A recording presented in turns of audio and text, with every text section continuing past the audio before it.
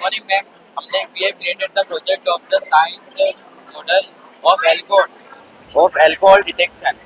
इसमें क्या होता है, इधर एक मोटर लगी हुई है, direct current dual shift motor. इसमें आपके पास अल्कोहल है, हमारे पास इधर MQ3 सेंसर है। MQ3 सेंसर अल्कोहल डिटेक्शन का काम करता है। अगर आप इसको अल्कोहल को यहाँ पे ले जाओगे तो ये अपने आप बंद हो जाएगा और बजर भी बजने लगता है। आप ट्राई करना चाहते हो तो आप ट्राई कर सकते हो।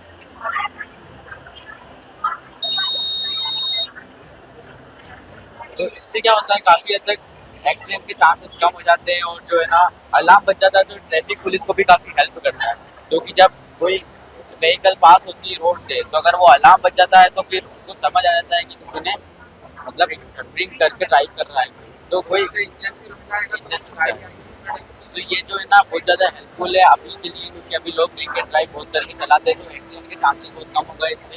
तो ये जो हमारा कॉन्सेप्ट है, ये हमने मतलब बड़े लेवल के लिए बनाया ताकि एक जो अभी आजकल व्हीकल्स आ रही है, EV व्हीकल्स आ रही है, उन पे ये इंस्टॉल हो जाए।